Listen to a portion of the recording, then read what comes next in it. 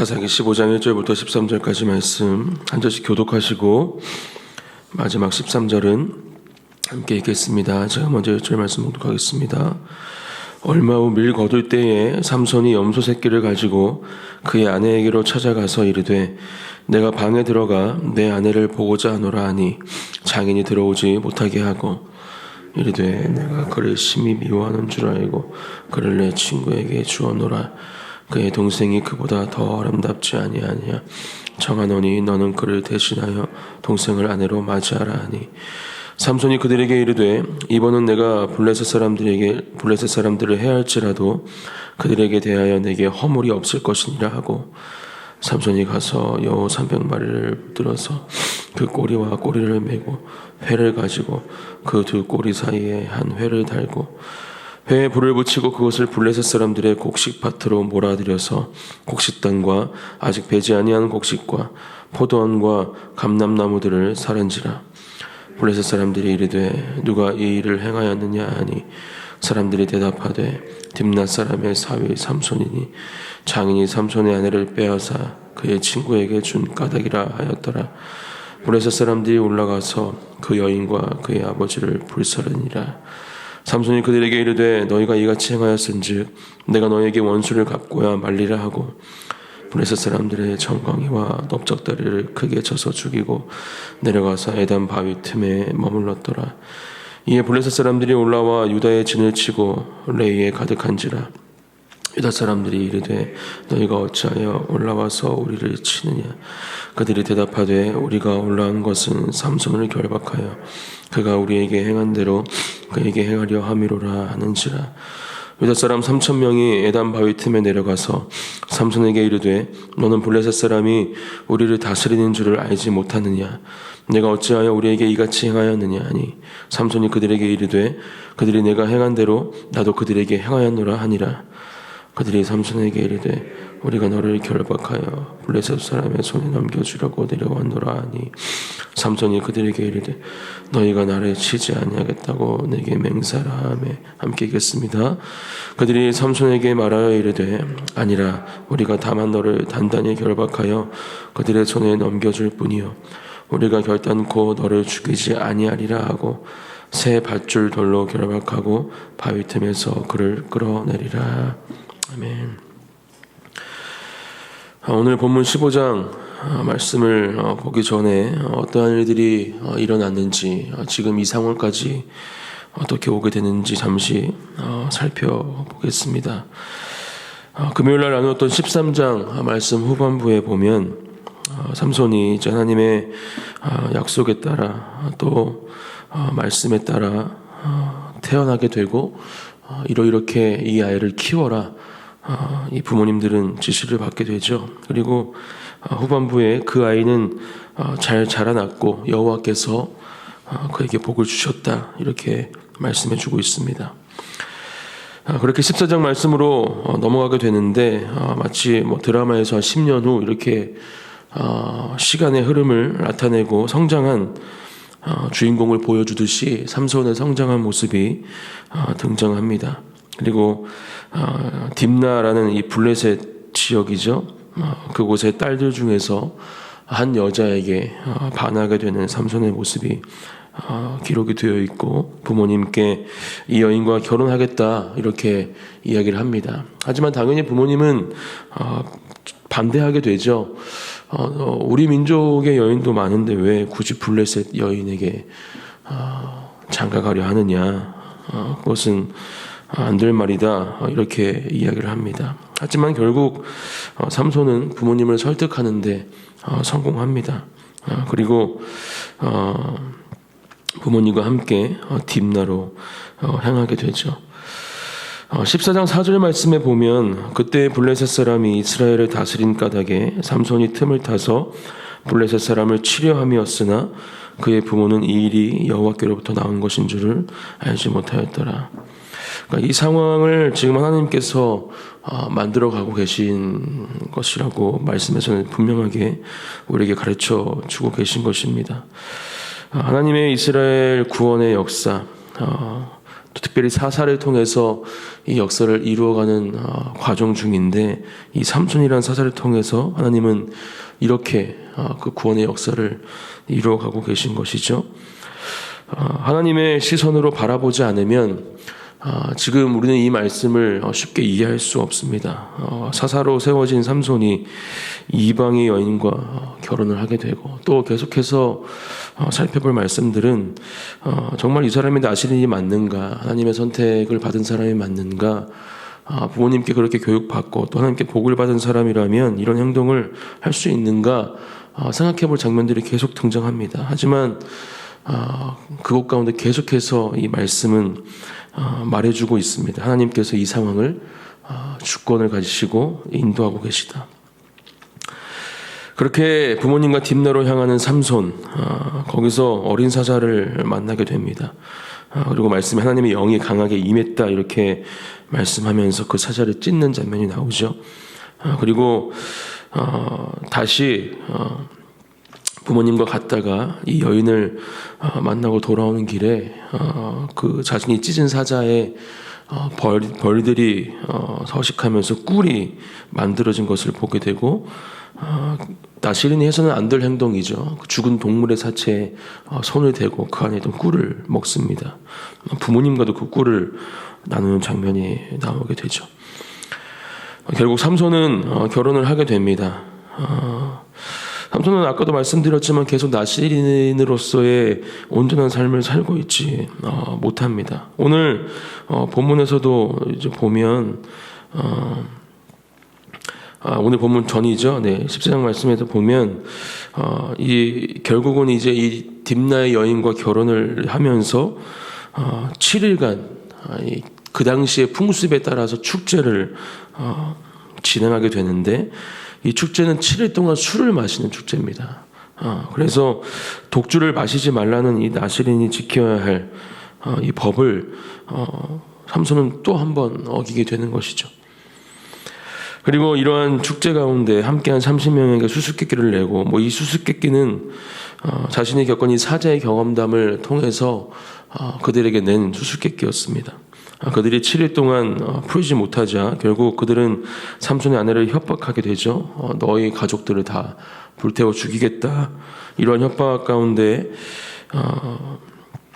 결국 이 30명의 친구들은 아내를 통해서 그 답을 알아냅니다.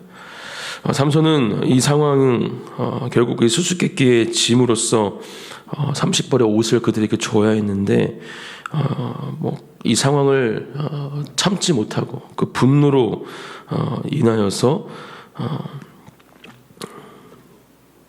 이 30명에게 줄 옷을 약탈하고 또 그 가운데 자신의 집으로 아내를 두고 돌아가는 모습이 14장 말씀 전체의 내용입니다.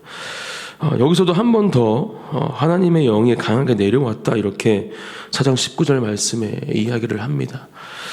하나님께서 계속 이러한 상황으로 이 구원의 역사를 만들어가고 계시는 이유가 무엇일까?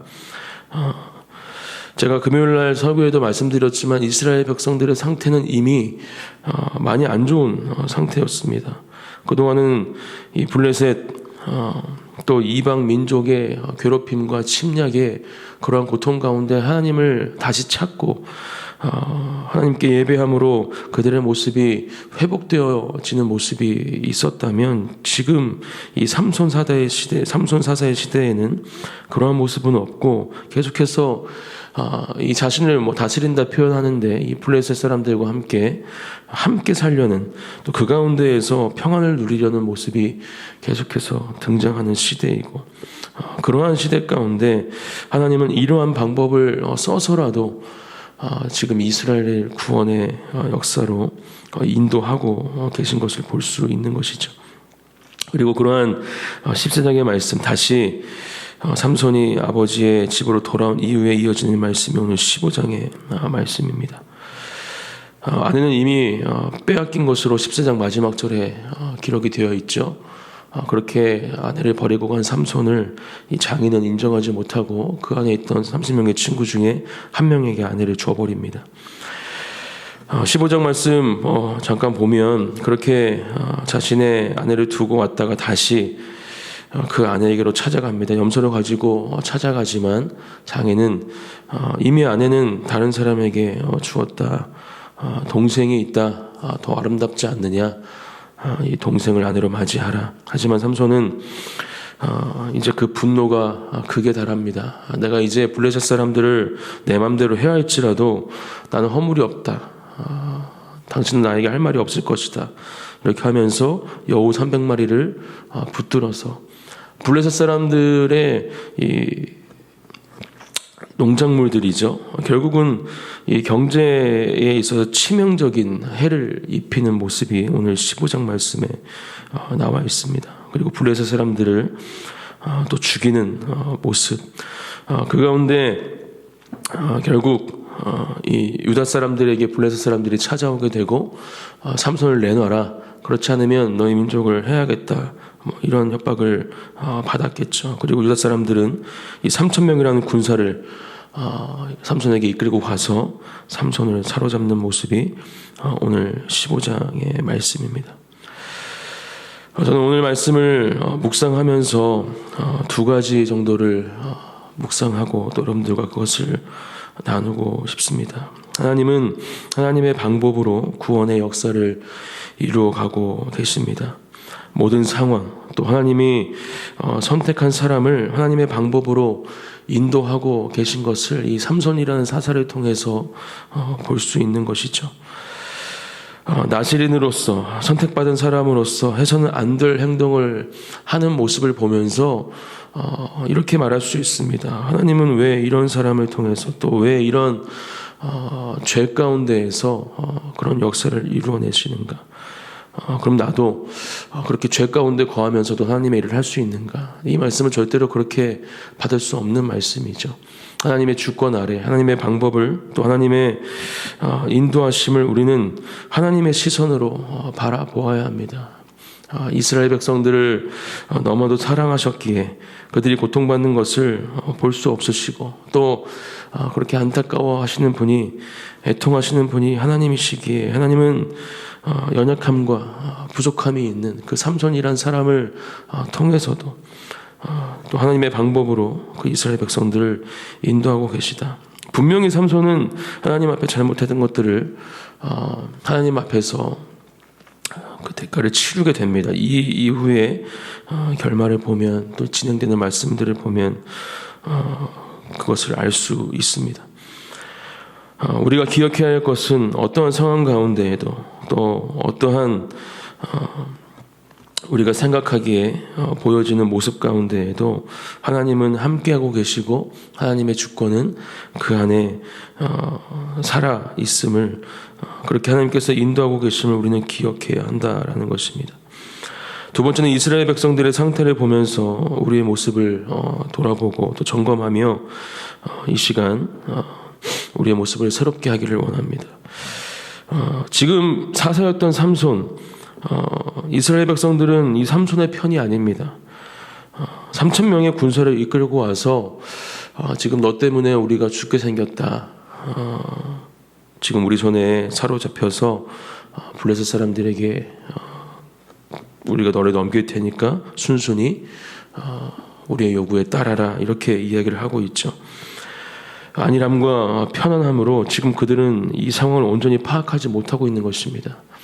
하나님이 왜 이런 상황 가운데 또 삼손의 이런 연약함을 통해서 그렇게 중간중간 계속 하나님의 영을 부으시면서 이 블레셋 사람들을 진멸하고 계심에도 불구하고 지금 이스라엘 백성들은 이 상황을 온전히 파악하지 못하고 있는 것이죠. 3,000명의 군사를 한 사람을 잡기 위해서 데리고 왔다. 이것만 봐도 우리가 지금 이스라엘 백성들이 어떠한 상태인지 알 수 있는 것입니다. 기드온 사사의 잠깐 이야기를 살펴보면 하나님이 다 인원수를 줄이시면서 300명만 남겨두시고 결국 그 군사로 전쟁을 승리케 하시는 모습이 나와 있죠. 3,000명의 군사가 지금 이스라엘 민족 가운데 준비가 되어 있는 상태인데 하나님 앞에 다시 그들의 마음을 드리고 또 이 상황을 회복시키시기를 구했다면 삼손과 함께 아마 놀라운 일들이 이스라엘 나라 가운데 주어졌을 것입니다. 하지만 지금 이들은 전혀 하나님의 인도하심과 상황을 파악하지 못하고 오히려 사사였던 삼손을 적군에게 넘겨주려는 행동을 하고 있는 것이죠. 우리는 어떻습니까? 우리에게 어려움과 고통이 찾아올 때 우리는 왜 그런 것들이 찾아왔을까 생각하면서 또 기도하면서 어떠한 모습으로 하나님 앞에 서게 됩니까? 또 우리가 살아가고 있는 일상, 그 일상 가운데 우리에게 주어지는 편안함, 안락함, 또 하나님을 생각나지 않아도 하나님을 생각하지 않아도 되는 그런 시간들을 혹시는 보내고 있지는 않습니까? 오늘 이 말씀을 함께 묵상하시면서 언제든지 하나님께서 우리에게 원하시는 것, 또 우리와 함께하고 계시면서 하나님의 인도하심을 우리에게 허락하고 계심을 잊지 마시고 그 가운데에서 하나님이 주시는 놀라운 역사를 경험하시는 한 분 한 분이 되시기를 예수님의 이름으로 축복합니다. 하나님 오늘도 살아계시고 하나님의 주권으로 우리의 삶을 인도하시는 분이십니다. 그리고 이스라엘 백성들을 그렇게 구원하기 원하셨던 것처럼 우리 또한 하나님의 길로 또 하나님의 그 사랑으로 언제나 인도하시면서 그렇게 하나님의 사람으로 살아가기를 원하고 계십니다. 오늘 하루 또 이번 주 한 주가 그러한 삶을 살아가시는 삶이 되시기를 주님의 이름으로 축복합니다. 함께 기도하시겠습니다. 이 시간 함께 기도하실 때 하나님 오늘도 허락하신 이 귀한 하루 또 이번 주 한 주를 주님의 손에 의탁드립니다. 아버지 하나님 나의 삶 가운데 하나님의 주권으로 언제나 함께 하시며 나의 삶을 인도하시는 분이 바로 하나님이신 것을 믿음으로 고백하오니 그렇게 나의 삶을 인도하여 주시옵소서. 우리 함께 기도함으로 주 앞에 나가겠습니다. 기도하겠습니다. 하나님 아버지 감사합니다. 거룩한 아버지요 주님의 아버지 주님의 아버지 말씀을 이 시간 듣고 또 마음속에 새기며 하나님 아버지 주 그 말씀을 붙잡고 살아가기를 소망하오니 아버지께서 함께 하시고 붙잡아 주시옵소서. 하나님 이곳에 모인 하나님의 자녀들 하나님 주님께 또 아버지 함께 있는 모든 사람들 또 어디에서 뭘 하든지 아버지 주님께서 기뻐하시는 모습과 원하시는 모습으로 이 땅을 살아가게 하시고 놀라운 하나님의 섭리 가운데 하나님의 인도하심 가운데 우리가 거는 아버지 우리 삶이 될 수 있도록 아버지께서 함께 하시고 붙잡아 주시옵소서. 아버지 인도하여 주시옵소서. 사랑하는 하나님 감사드립니다. 오늘도 허락하신 열어주신 이 귀한 하루 주시는 말씀 또 기도 가운데 이 하루를 시작하게 하시니 감사드립니다. 오늘 하루 또 이번 주 한 주를 주님의 손에 의탁드립니다. 하나님 안에 거하게 하시고 주님께서 인도하시는 그 길을 걸어갈 때 하나님께서 주시는 그 승리 또 은혜와 사랑을 누리고 경험하는 하루 이번 주 한 주가 되게 하여 주시옵소서. 또 하나님의 말씀을 기억하며 언제나 하나님의 주권으로 우리를 사랑하시는 그 하나님의 사랑 그 구원의 역사가 지금도 진행되고 있음을 믿음으로 고백하고 우리들은 그렇게 하나님 한 분만을 예배하며 죄 가운데 거하지 않고 하나님 안에 거하는 하나님의 자녀들이 될 수 있도록 언제나 주님 앞에 온전히 서는 하나님의 자녀가 되기를 원하오니 그렇게 우리의 삶 가운데 역사하시고 함께하여 주시옵소서. 모든 것 주님께 맡겨드립니다. 감사드리며 예수님의 이름으로 기도드립니다. 아멘.